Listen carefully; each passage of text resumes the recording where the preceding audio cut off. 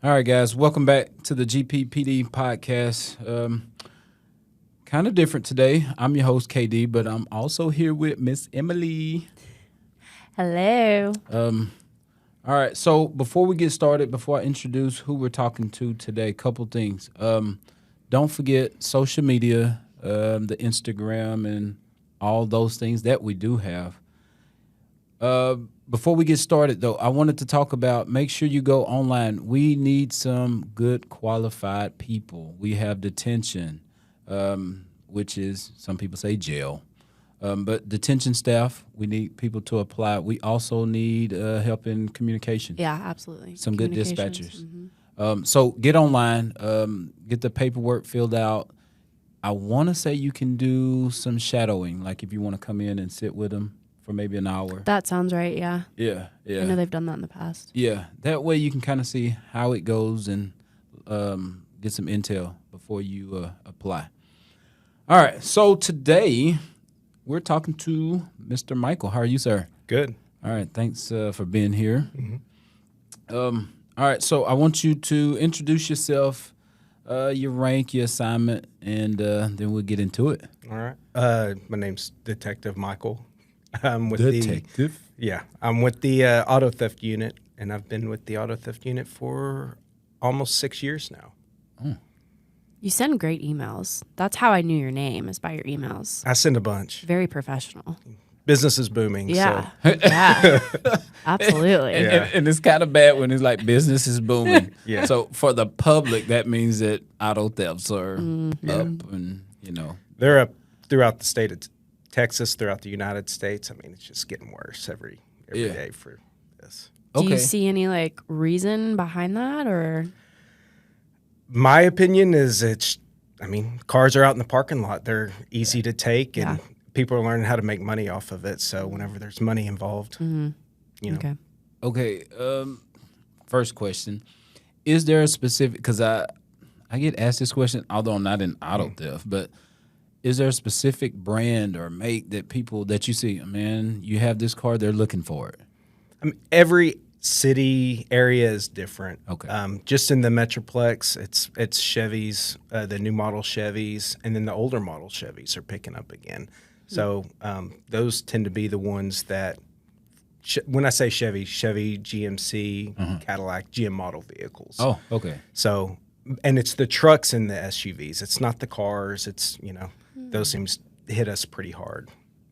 Interesting. But if you need a key fob, this is where, I'm kind of lost. Because it's like, if you don't have the fob for the truck, how do you get it to start and take off with it? Well, it depends on the type of thief that you've got before you. The old school thieves can break the ignition and take it that way. Oh, okay. The newer ones, the trucks that are worth $50,000, $60,000, $70,000, they've got key makers for them. So they're making keys for these cars. It's so easy to buy online that people are just buying these key makers online, and then they're just going to make a key to your car and then drive away with your car. So the thing in the movies where they touch wires together and stuff, is that a thing, or is that just the movies? I don't see too many Model Ts rolling around Grand Prairie, so that doesn't really happen. Okay. I haven't seen it. Okay. That's funny. Love it. Okay, so, and then also another, I guess I can call it a myth. They go, hey, if they're still in that truck, it's to ship it somewhere else. It does happen. Luckily we're 4 hours, 6 hours from the border. So it doesn't, we lose some here and there, but for the most part, they stay around in the metroplex. Yeah. I was going to say, usually, in my 14 years, it's they want to steal it and take it somewhere and then strip it. It's kind of like, oh, man, you got these $high-dollar wheels. We want engine, depending on what it is, transmission. Oh, wow. Yeah. So that's taking stripping a car to a whole nother level. Yeah. It's like, no, I want your wheels, but I'm going to take your engine and your transmission too. But it's the professionals that are doing it because they're really making money off of, they're going to steal your engine, and that's $5,000, $10,000 in their pocket once they sell that engine. And who tries to identify an engine? People are like, oh, it's on offer up. It's got to be, everything's got to be good with it. I'll buy an engine. And so, they get $5,000 cash, and you get an engine, and nobody ever looks at it after that. Yeah. Dang. So, and drive out in the parking lot. There's a ton of vehicles out in the parking lot. They're just going to take it and sell the parts off of it. Yeah, you take my Chevy, put some hot lead in your ass. Yeah. Okay. Yeah. That's different. Man, I can ask you questions about this all day. Yeah, I have so many questions. One, I don't even know really anything about cars. I can turn one on and drive it. But other than that, is there a way to identify an engine? Yeah. There's ways to identify a good portion of your major components in your vehicle. Okay. But only a few people know how to do that. I mean, it takes a special investigator, someone that's been trained and gone through the training to know how to do that. But I mean, even your normal patrol officer won't recognize how to identify something like that. They might not even have access to it. Yeah. There's some different websites and stuff that we have access to that will help us identify stuff. So there's no serial number on there where you can just... On an engine, yes, there is. Look at me. God, and it's tied to your VIN number for your vehicle. Okay. Yeah. See, I would have no idea. I'm like, nope, you look in the windshield and there's the VIN and that's it. And then I'm not even kidding. So then I learned that, and this was years after being a police officer, you open the door and that sticker is right there. So I was like, okay, that's the second place. They're like, no, there's a lot of places that you can find the VIN. And I'm like, there's more. The sticker where it says the tire pressure and all that? Yeah. Yeah, those are kind of the public areas, but there's also confidential areas where each make model vehicle has different locations as well. Interesting. Okay. Huh. I feel so much smarter now after a couple of minutes of talking with you. Me too. Wow. I can ask questions all day. So the VIN itself, is it true that the first 2 or 3 letters mean something? And then the second group means something. There's another group. Yes, they all mean something. It'll come back to the manufacturer, where it was made. Even General Motors, it'll come back to if it's made in Mexico or if it's made in Michigan or if it's made in Arlington. That all those numbers and characters go back to where it was made, the year of the vehicle, and then it'll come back to, if it's a V6 or a V8. It all 17. They have a specific part what they go back to. That's cool. Wow. That's awesome. Okay, so let me ask you this then. And how long did you say you've been in law enforcement? I have been in law enforcement I've worked for the city of Grand Prairie for 18 years. Cool. I started in the detention center for a year and a half. So in 2005 I started. And then in 2006... middle of 2006, I got hired on with the police department. Wow. Okay, so, because I know for those that are listening, sometimes we have that program where you work in the detention center and kind of transition over. Is that what you did? Yes. Basically, whenever I took the test to get hired on to be a police officer here, had too many speeding tickets. Oh, okay. I was a college club. I was a college kid traveling from school back to my hometown to visit my at the time girlfriend, now wife. Yeah. And so it happens. It happens. Heavy you foot. get so basically they offered me a position in the detention center until I think I had 3 tickets in 3 years or something like that. And so they said after a year, then you can go back through the process and see about hiring you. So fortunately, it worked out for me. Yeah. I'm sure you see a lot in detention center. Oh yeah. Do you have any good stories for us on your time there?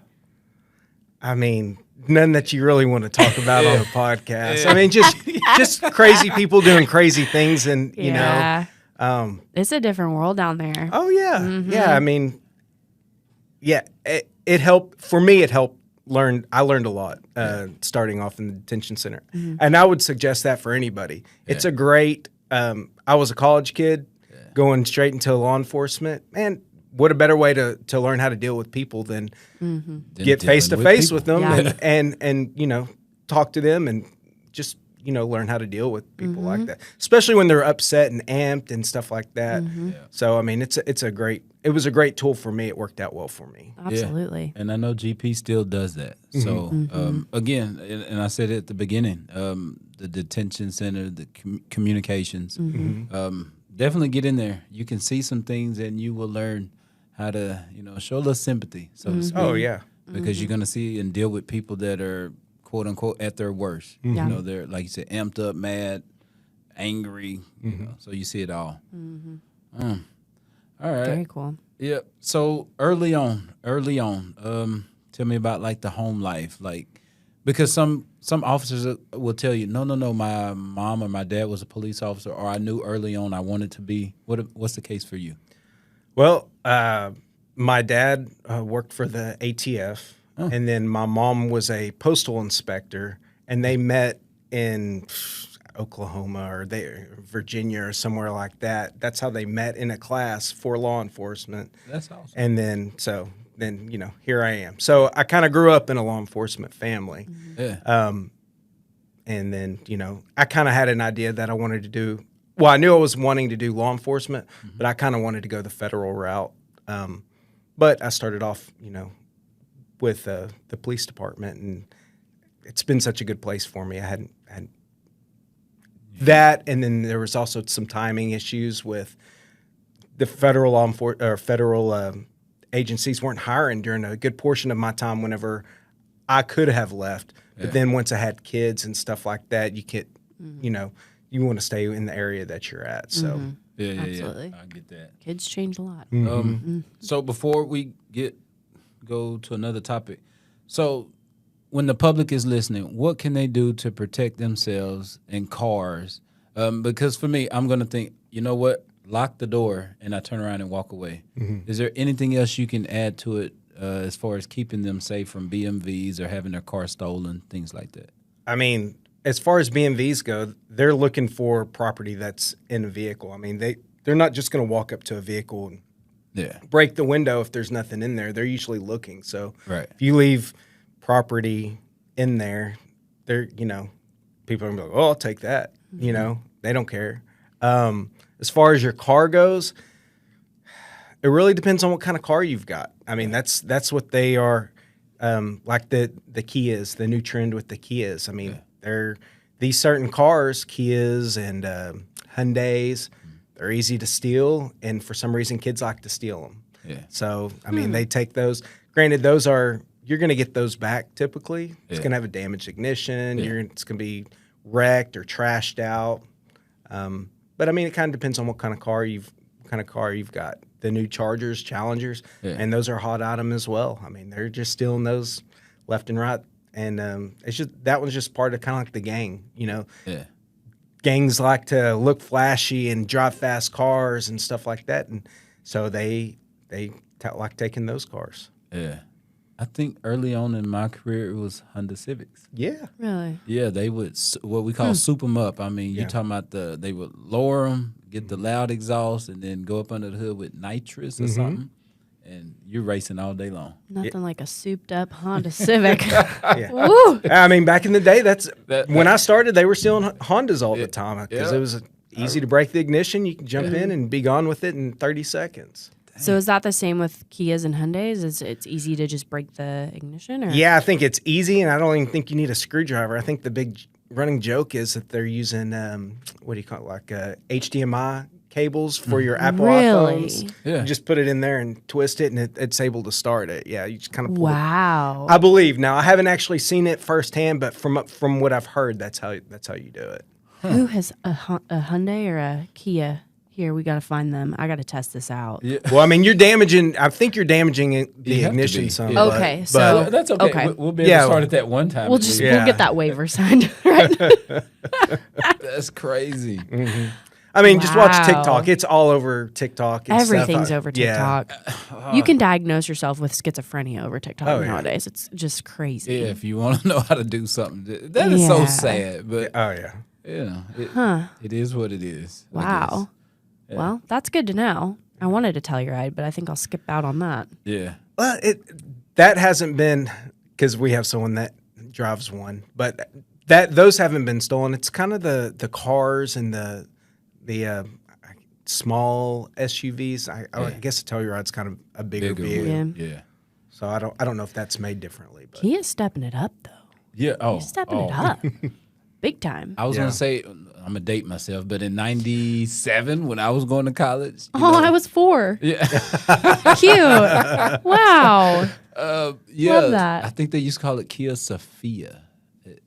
Sorrento, No, it was Sophia. Yeah, it was an extremely small car. Okay. And back then it was like you still had to lean over and roll the windows up. Yeah. Oh, it was straight old school. And then it's like now you look at a new Kia and you're gonna pay $50,000 for it, and it's nice. But I think they've learned that if you put nice stuff in cars and people will buy it. Yeah. Yes. So kudos to them. Yeah. Yeah. That's Wow. a free plug. You can send that check to 1525. Addressed to KD. Yeah, when I'm out, I talk to citizens all the time. I tell them, like an empty backpack in your car, there's nothing in it. I'll just leave it in there. Please don't. I said, now you got to pay for a window. You might know that there's nothing in there, but they don't. Yep. And so, And they're going to bust your window to figure out, there was nothing in that backpack. So don't do it. And also with guns. oh, dude. Take your guns inside. So many of us leave them in the car. And the only reason I put mine in my truck is because that truck is backed into my garage, and that garage door is closed. Yep. Otherwise, if you're parking in the driveway in the street, out front, Yeah. not a good idea. Please don't do it. Bad idea. Yeah, one of our last warrants we ran, guys stealing these new Chevy trucks and stuff, and we ran the warrant, found 10 guns in there. They were all stolen from out of vehicles. I mean, they were in the vehicles when the vehicles were stolen. Yeah. So it's like, crazy. I mean, assault rifle, freaking multiple gun, all pistols. And so it was like, Wow. yeah, people just leave their guns in there. They're safe. I locked the door. So, Yeah. Right. Absolutely. My AR is on the floor. It's Yeah. fine. No one's going to see it. So, look, we'll go off topic, but it's cool. So these people, when something happens, like a shooting, we need gun reform and stricter gun laws. No, we don't. The ones that have the guns now need to be a little bit more careful. absolutely. Yeah, because you can make it hard for the right people to get guns, and that's what we're going to do because it's a knee-jerk reaction. And then we'll leave them in our car, and they'll be stolen, and then now they're going to circulate on the streets. Yeah. Yes. Like this. You run the warrant, you're like, holy crap, 10 guns here. That's crazy. Yeah.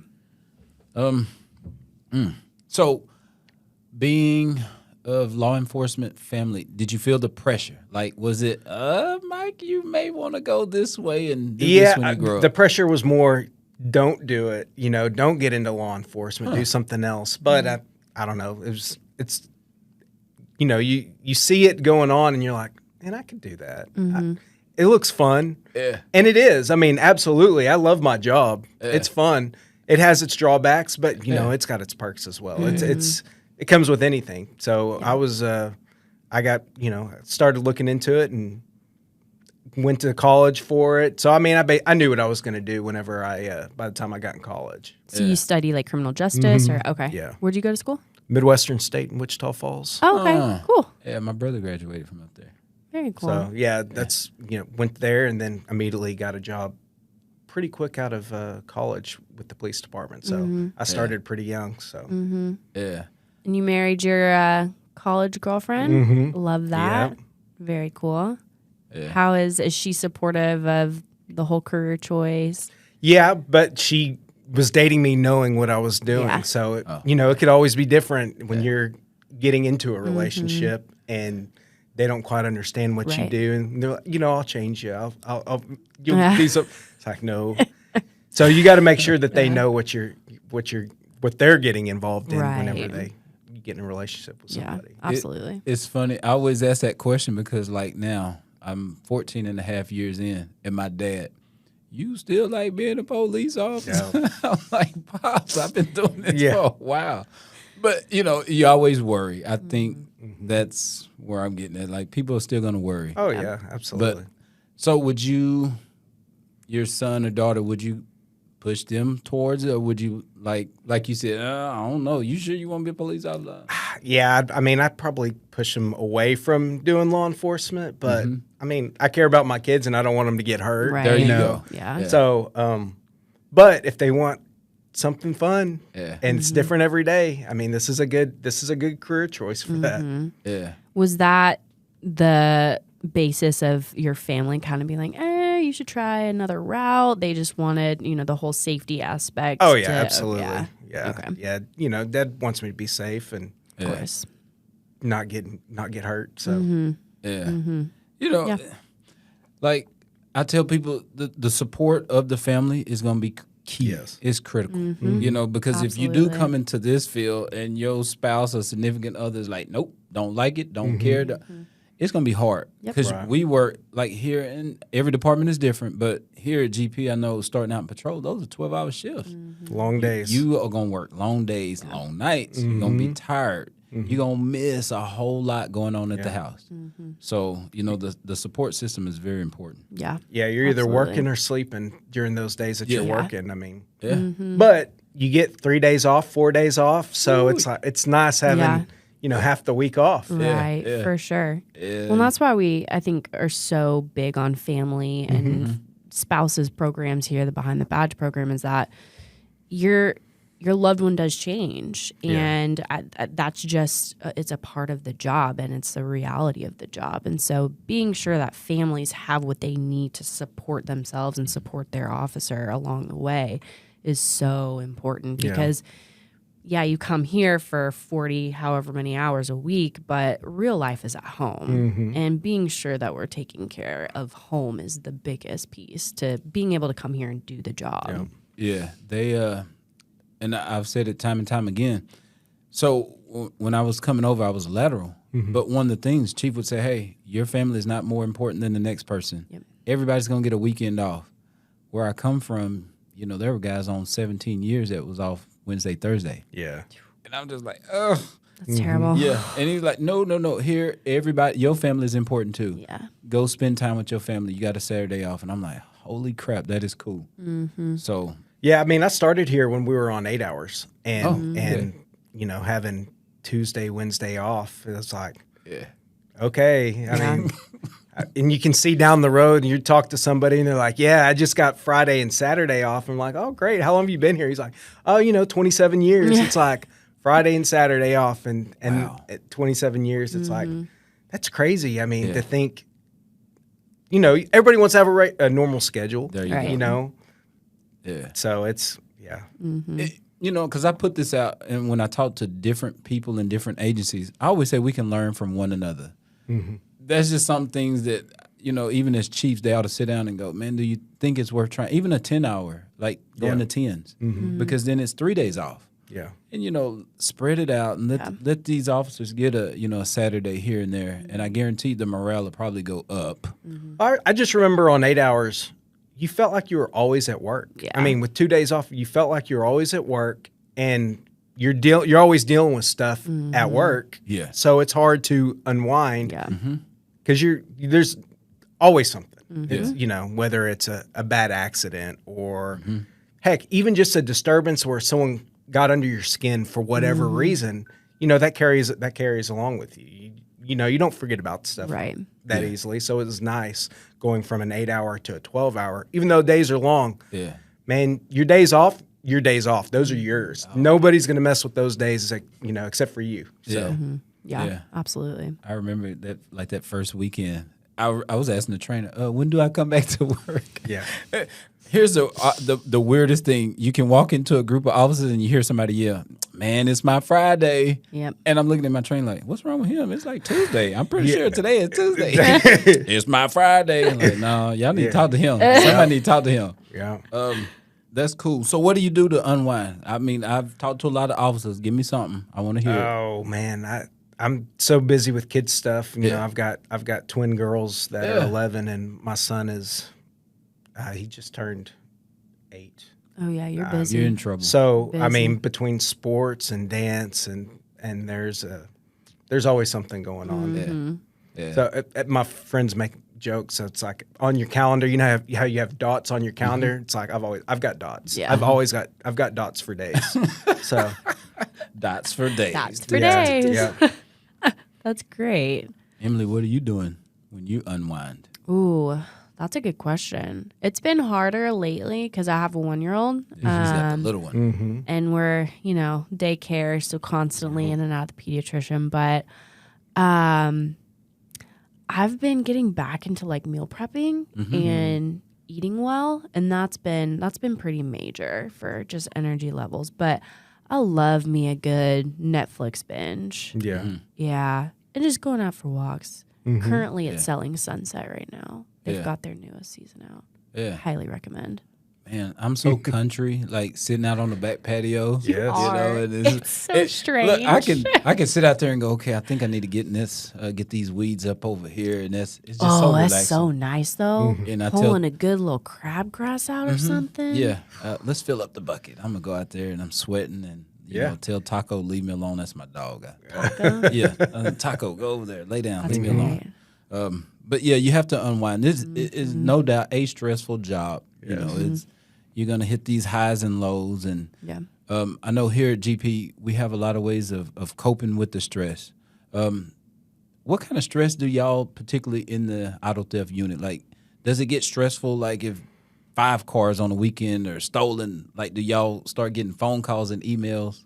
No, I mean the main stress would be just when patrols arresting people left and right for all these flock hits, all these license plate reader hits, and people get arrested for it. I mean, we have a timeline at that point starts when we need to get our case filed and sent over.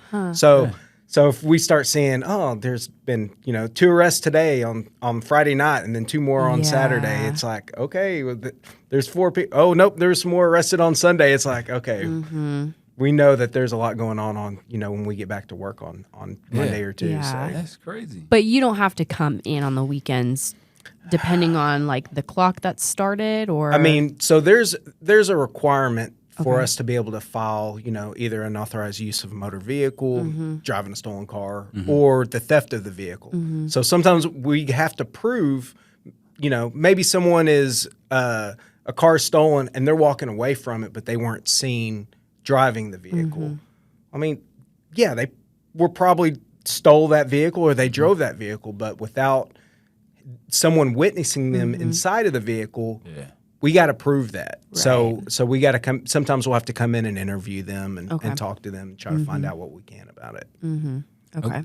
So explain that to the listener. So theft of the vehicle and UUMV, what we used to say. So UUMV is basically the car is stolen and you're driving it. Okay. But we got to prove that they knew that the car was stolen. So that's kind of part of the that you have to do with that. Yeah. And then theft of the vehicle is, they stole the vehicle. Whether they were driving the vehicle at that time or not, it doesn't matter because they stole the vehicle. And UUMV, unlawful use of motor vehicle? Unlawful use of motor vehicle. Okay. Same level charge, state jail felony on both of them. Yeah. It's just driving it versus stealing it. Because, I mean, cars change hands. So it's like, hey, I got this car. You want to drive it? Sure. One person, hey, this car's hot. You want to drive it? Yeah, everybody's driving the stolen car. They didn't steal it, but they know it was stolen. Yeah. Who gets to drive around in free cars, But there's a lot of people that do it. Yeah. So explain, because I know you're using the terminology, but for the civilian listeners, explain, like you said, hot, and then I know we say cooling off. Explain that so that everybody knows. So hot means, it's stolen. That I don't know if they really still use that lingo, but back in the day they did, know. I think they do. I hear that a lot. But as far as cooling off, now that's kind of a more recent term, I think, because with all this GPS that goes inside cars and people put in their own aftermarket GPS devices, cooling off basically means if they steal a car, they're going to drive it to, usually it's an apartment complex or something like that. They just leave it in the apartment complex. If police don't come pick it up, that means that it didn't have any type of aftermarket GPS or anything like that.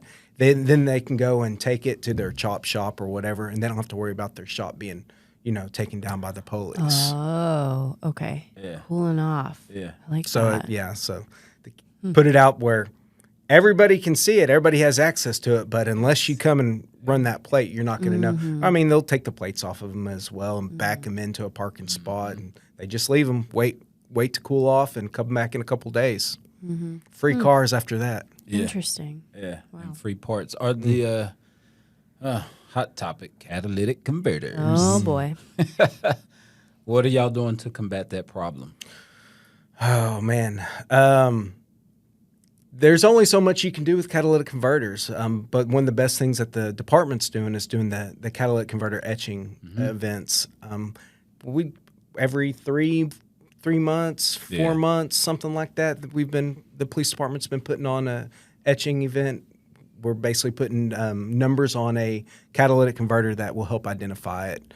Otherwise, there's no markings on a catalytic converter. I mean, we come across catalytic converters all the time that, for sure, I mean, this dude's a meth head. He's got a saw. We know what he's doing. But we still have to prove that where the catalytic converter came from. Right. I mean, you've got a victim, and that victim's got to know that, yeah, this is my catalytic converter. And it's hard to do that without any type of numbers or anything. And that's why it's such a big problem, because first you can't identify the catalytic converters, and then the catalytic converters are worth a lot of money. So they're $300-400 upwards to $1,000 a piece. So I mean, it's big money. So then why not put your VIN on a catalytic converter too? It's a good question. Yeah. And that would mean more work for car dealers. There you go. And that hits their bottom dollar. Yeah. So Bummer. Come on, Kia. I Get mean, it together. yeah. And as far as like why some of these cars, get stolen a lot and it's not being fixed, maybe the ignition's not being switched out or changed so that it's more difficult. Yeah. I mean, the only thing that makes any sense to me is, what happens when your car gets stolen? You got to go buy another car. So why would they fix something that they're going to make money off of because it, True. So that's my opinion on it, but Yeah, that makes a lot of sense. All right, I'm gonna go out on a limb and say this. I would say somewhere in the next 5 years, you're gonna have to use a thumbprint to start your car. Watch what I tell you. Wow. You're hearing it now, so that when you see it, you can go, KD was on to something. yeah. Yeah. Yeah. Did you copy that off of the CGIS test that just came out, or No. you're gonna need an eye scan soon? Yeah. It was a movie or something he watched. Yeah, I'm telling you, it's coming. All right, so you've been in the game for a while. What else do you want to do? Is this a unit that you could be there for a long time, or do you want to move around? I can definitely be where I'm at for a long time. I really enjoy what I do. Yeah. Nothing's changed as far as me wanting to get into into the federal government, but there's task forces that are, that the city has. So that's always been something that I was interested in, whether that ever happens or not. Yeah. I'm happy where I'm at right now. We work with a lot of different task forces as far as Tarrant County Auto Theft, Tri-County, Dallas Salvage Squad guys. So, I mean, we have a good working relationship with a lot of different agencies throughout the Metroplex. I would be willing to say that auto theft deals more with a lot of other agencies than everybody else does. Because, we're constantly calling stolen cars that are stolen in Grand Prairie. They don't stay in Grand Prairie. Right. They gotta go. Just like the cars that come into the city that we're arresting, we're recovering Arlington, Dallas, Fort Worth.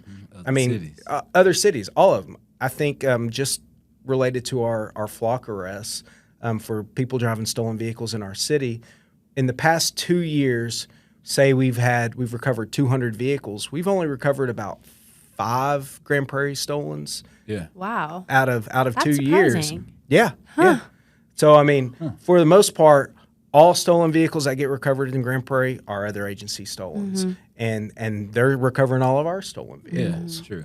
Interesting. How does the task force work? Like, is it a contract with the federal government, and it's our employees under that contract? So there's different ones. I mean, there's federal ones where FBI, Homeland Security, and they kind of do. It just kind of depends on the task force. There's drug task forces and stuff, and there's other detectives that are way more qualified to talk about that stuff than I am. But just the auto theft task forces are for like Tarrant County. It's going to be Fort Worth, Tarrant County, Euless, Bedford, Haltom City. I think they had a DPS guy on there at one time. So it's a bunch of the smaller agencies that don't have enough to have enough people to work a specific thing. Yeah. They put them together. That way they can all help each other out and work. Okay, that makes sense. You explained that beautifully. Oh yes. Yeah. Yeah. I've just been thinking it's all like federal task force. Yeah. Well, and there are. I mean, it's Yeah. just different. It's just Yeah. different times. But even like Interesting. the U.S. Marshals have, they have Grand Prairie guys, they have Arlington guys, they have Dallas guys, and then they have actual U.S. Marshals that are federal investigators as well. Yeah.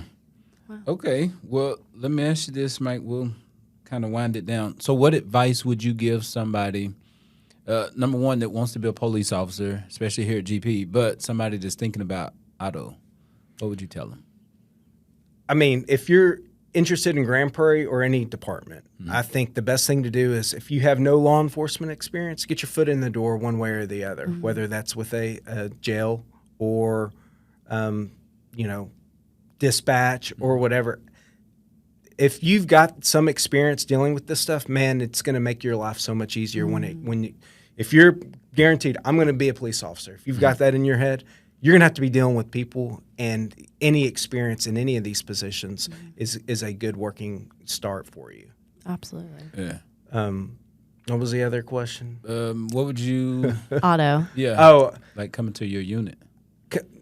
I mean, training. Just go to there's a bunch of free trainings that goes on, and it teaches you about VIN switches and cloning vehicles and different types of auto theft scams, and just being able look at a vehicle and be like, something's not right about this vehicle, and being like, oh, that's because it's a stolen vehicle. All the numbers have been removed off of it, and it's getting, it was actually stolen before, and that's something that I wanted to talk about as well as the. People need to be very careful about buying stuff on OfferUp and Facebook Marketplace. It's always been like that, but man, there's some stuff going on right now that people are getting really greedy, and they're seeing, man, this car is too good to be true, And it is. and they're like, and they're getting given paperwork to make them think that this is a good vehicle to have. I've checked it on Carfax, everything's good. Here you go. Here's $40,000, and then they go to try to get it registered, and they're like, okay, well, the title that you were given was fake. Yeah. They go and look at the car. The car is actually a stolen vehicle with all the numbers removed off of it, and they put different numbers on there. And man, I feel awful, but people are getting taken advantage of every day in the metroplex and purchasing these VIN switch stolen vehicles, and they're losing a lot of money. Oh, a lot. Like that, you threw out the number 40,000, but that's not uncommon in certain areas, because they're gonna carry a lot of cash, and it's like, I got cash for this car. Yeah. Well, and the problem is people see a $70,000 truck, and they're like, for $40,000, that's I a can good buy deal. this. That's a good deal. That's red flag number Here's one, my though. money. Here's my money, and then the police department has to be the bad guy and go, this doesn't belong to you. This really belongs to this person or the insurance company or whatever. What about my money? Yeah. So I mean, What about your money? I mean, hundreds of cars in the metroplex, and in the past few months have been sold. Lord. And it's just getting bigger, because it's kind of, people are flying in from out of state to buy these vehicles. So they're going through all this work and paying all this cash, and man, they're just getting taken advantage of. How can we combat that, though? Yeah. Bring your car to the police station. We'll have somebody walk outside. Buy trip insurance and, on the flight. and honestly, that we have a social media spot out front where you can always call, and one of us will be, as long as it's during the week, but we can come down and look at a vehicle for you, or something like that. But people that are committing these scams, they're not going to come to the police department. So clue number one, right? Meet me at the police station. No. This car's not for sale anymore. Yeah. I'm gonna keep it. Most departments these days have something similar to that, and even if there's not a camera dedicated to a specific spot out in your parking lot, you can still meet in a police parking lot and do business, because you're going to scare off any type of scammers that are involved anyways. Yeah. That's crazy. Wow. And I'll be honest, it's hard to recoup that money, so to speak, because it's almost like that internet or the phone call. Oh, the guy said he was from the IRS, and I sent him $5,000 worth of iTunes cards. Yes. I'm not laughing, but and it's like, man, that's probably some chat room over across the way. I'm sorry. Well, what can you do? IC3.gov. I don't know what to tell you. Right. Go to work, find that money. But that's an issue.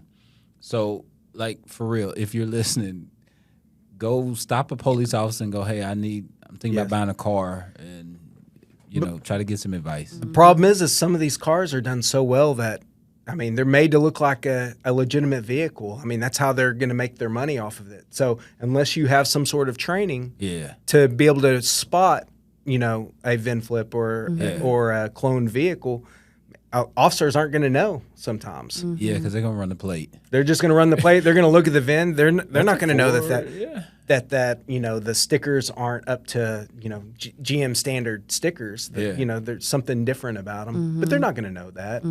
So.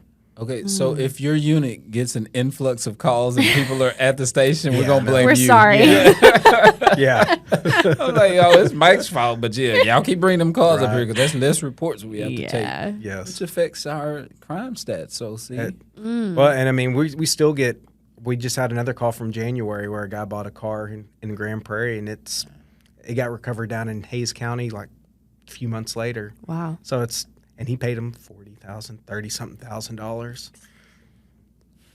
When I sold my truck, and the guy was from Terrell, and he goes, "Yeah, can we meet?"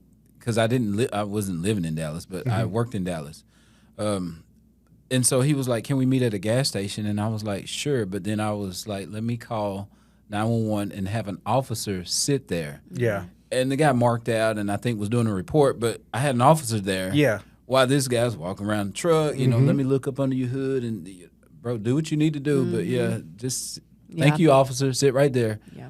And I told him, I'm trying to sell my truck. That's also an option, right? People, please think about that. When you start exchanging $20,000, $30,000, $40,000, I just don't know how you're doing that in Walmart parking lot. I don't understand. There's so many different scams. I memean, I'm talking about VIN switches, but I mean, we have people saying, "Hey, I'm going to sell you this car. Here's the vehicle information," and then they show up and they bring a completely different vehicle, and the person doesn't take the time to look at the VIN number to verify this is what he originally said he was. That the guy ran a Carfax on to try to identify, and this one's actually a salvage vehicle and been involved in like all these accidents, but you didn't look at that number to make sure that it matched what you thought you were coming to buy. Yeah, and I mean, it's just there's so many. You just got to be so careful when you buy anything online, and that's why I meet at a police station because. Your scammers aren't going to want to come there. They're going to change. No, I can't meet there. Well, every city has a police department. You can meet at any city, to look at a vehicle and stuff, or look at anything that you're going to change hands with and change money. I bought a German Shepherd off Craigslist, and I think they flipped his VIN because that's not he not a normal German Shepherd. I got scammed big time. It was a weenie dog. It never grew. We kept him, but hell, it happens. It's like some people say, "Oh, I got papers for this dog." Okay, give me the papers you think you're getting, especially puppies. Oh, because Taco had light blue eyes when he was 8 weeks. And I'm like, man, his eyes aren't nowhere near light blue now, but they, those changed. That's funny. Well. All right, Mike, I appreciate you coming by to hang out with us. Of course. So keep in mind, I knew I threw it out early at the beginning, so we'll keep y'all updated on when we're going to have another police exam or test. Also, stay in shape, do the right thing, make good decisions. That's my go be good speech. Take care of your mental health. Yes. Yeah. Yes. All right, so until next time, we'll see y'all. Thanks. Thank you. Thank you.